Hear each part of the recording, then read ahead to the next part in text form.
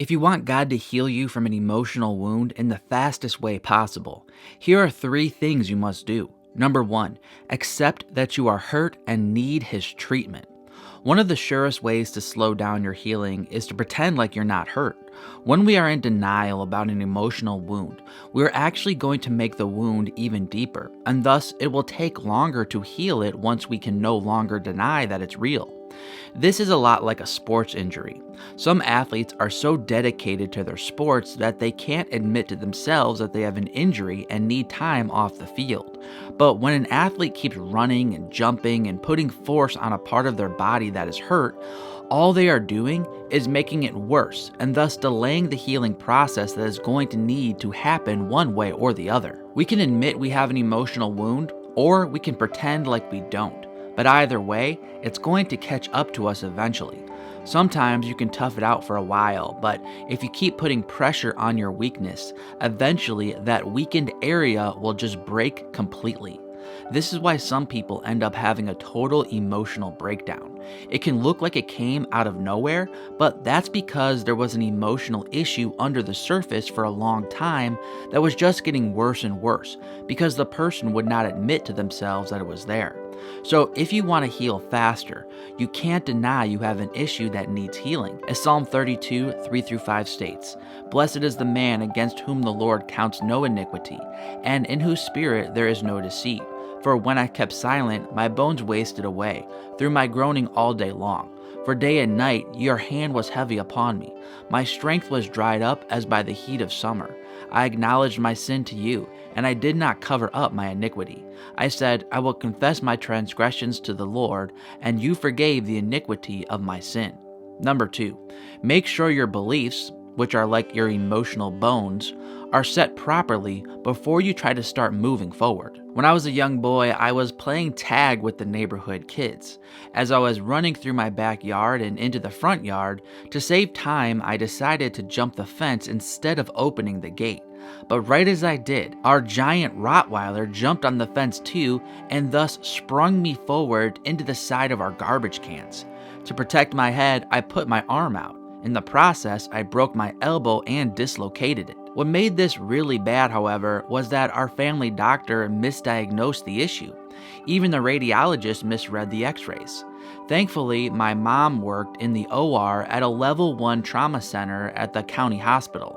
So after days of me still complaining about really bad pain, she showed my x-rays to a specialist that she knew. That night, I had an emergency surgery to reset the bone. The doctor said if we would have let my arm heal the way it was, I would have had permanent damage and it would never have worked right. If you feel sympathetic for my childhood self, go ahead and give this video a thumbs up. You weren't expecting that, were you? All jokes aside, I'm not sharing this so you feel bad for me.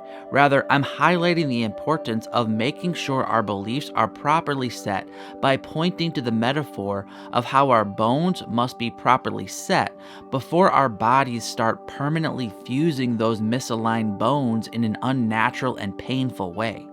Our beliefs are like the bones to our emotions. Our beliefs give our emotions structure to form around. What we believe will dictate how we feel. When you have a bad belief, your heart will hurt.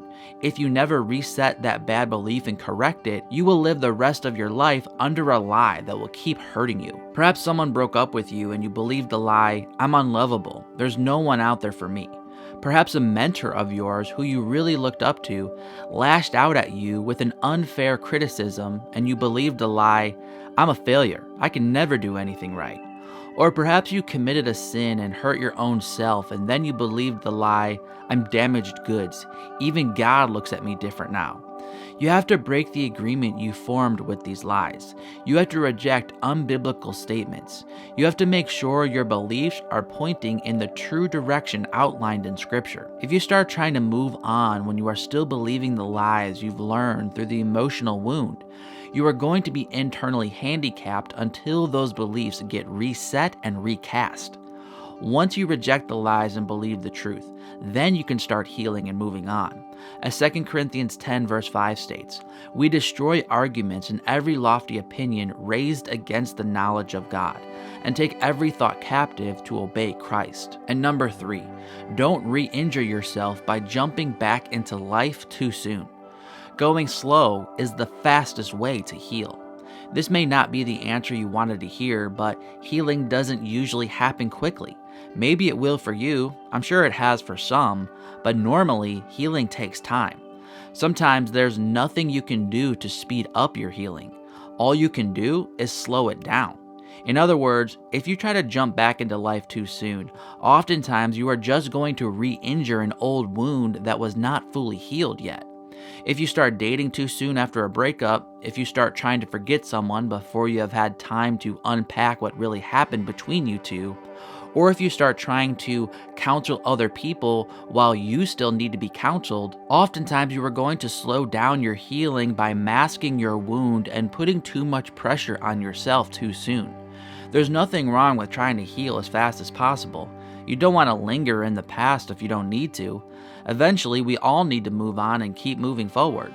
But again, sometimes the fastest way possible to heal is to remember to go slow. Sometimes we just need to accept that this is going to take more time than we want. But by accepting this, we are choosing the fastest road to healing. As Proverbs 19 verse 2 explains, desire without knowledge is not good, and whoever makes haste with his feet misses his way. Consider subscribing if you enjoyed this video. I'm Mark from ApplyGodsWord.com. Until next time, God bless.